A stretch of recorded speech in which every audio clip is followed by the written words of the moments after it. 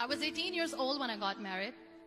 I belonged to a very conservative family, a Baloch family, where good daughters never say no to their parents. My father wanted me to get married, and all I said was, if that makes you happy, I'll say yes. And of course, it was never a happy marriage. Just about after 2 years of getting married, about 9 years ago, I met a car accident. Somehow my husband fell asleep and the car fell in the ditch. He managed to jump out, saved himself. I'm happy for him. But I stayed inside the car and I sustained a lot of injuries. The list is a bit long. Radius ulna of my right arm were fractured. The wrist was fractured. Shoulder bone and collarbone were fractured. My whole rib cage got fractured. But that injury that changed me and my life completely was the spine injury. Many people came to rescue. They gave me CPR. They dragged me out of the car. And while they were dragging me out, I got the complete transection of my spinal cord. Those 2.5 months in the hospital were dreadful. I was at the verge of despair. One day, doctor came to me and he said, well, I heard that you wanted to be an artist, but you ended up being a housewife. I have a bad news for you. You won't be able to paint again. Next day, doctor came to me and said, your spine injury is so bad, you won't be able to walk again. I took a deep breath and I said, it's all right. Next day, doctor came to me and said, because of your spine injury and the fixation that you have in your back, you won't be able to give birth to a child again. That day, I was devastated. I started to question my existence. Why am I even alive? So what kept me going was, one day I asked my brothers, I know I have a deformed hand, but I'm tired of looking at these white walls in the hospital and wearing these white scrubs. Bring me some colors, bring me some small canvas. I want to paint.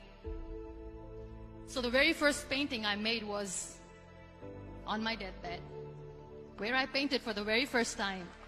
What an amazing therapy it was. Without uttering a single word, I could paint my heart out. I could share my story. People used to come and say, what lovely painting. So much color. Nobody could see the grief in it. Only I could. And that day I decided that I'm going to live life for myself. I am not going to be that perfect person for someone. I am just going to take this moment and I will make it perfect for myself. That I'm going to fight my fears. So I wrote down one by one all those fears. And I decided that I'm going to overcome these fears one at a time.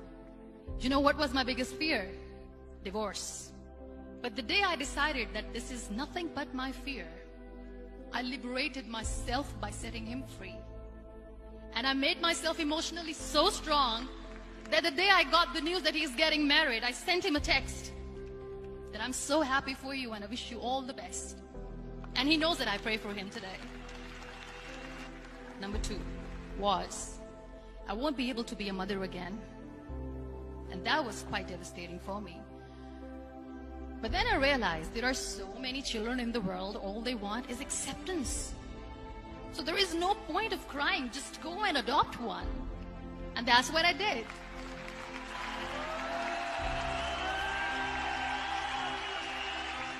I gave my name in different organizations, different orphanages, and I waited patiently. 2 years later, I got this call from a very small city in Pakistan. I got a call and they said, are you Muniba Mazari? There is a baby boy and would you like to adopt? I could literally feel the labor pain. I said, yes, yes, I am going to adopt him. I am coming to take him home. And that day, I was 2 days old, and today he's 6. You know, when you end up being on the wheelchair, what's the most painful thing? People think that they will not be accepted by the people because we, in the world of perfect people, are imperfects. So I decided to appear more in public. I started to paint. I have done a lot of modeling campaigns. I decided that I'm going to join the national TV of Pakistan as an anchor person. I became the National Goodwill Ambassador for UN Women Pakistan, and now I speak for the rights of women, children. I was featured in BBC 100 Women for 2015. I'm one of the Forbes 30 under 30 for 2016. So when you accept yourself the way you are, the world recognizes you. It all starts from within. We have this amazing fantasy about life. This is how things should work. This is my plan. It should go as per my plan. If that doesn't happen, we give up. I never wanted to be on the wheelchair. Never thought of being on the wheelchair. This life is a test and a trial, and tests are never supposed to be easy. So when you're expecting ease from life, and life gives you lemons, then you make the lemonade, and then do not blame life for that. It is okay to be scared. It is okay to cry. Everything is okay, but giving up should not be an option. They always say that failure is not an option. Failure should be an option, because when you fail, you get up, and then you fail, and then you get up, and that keeps you going. Embrace each and every breath that you are taking. Celebrate your life. Live it. Don't die before your death. Real happiness lies in gratitude. So be grateful, be alive, and live every moment.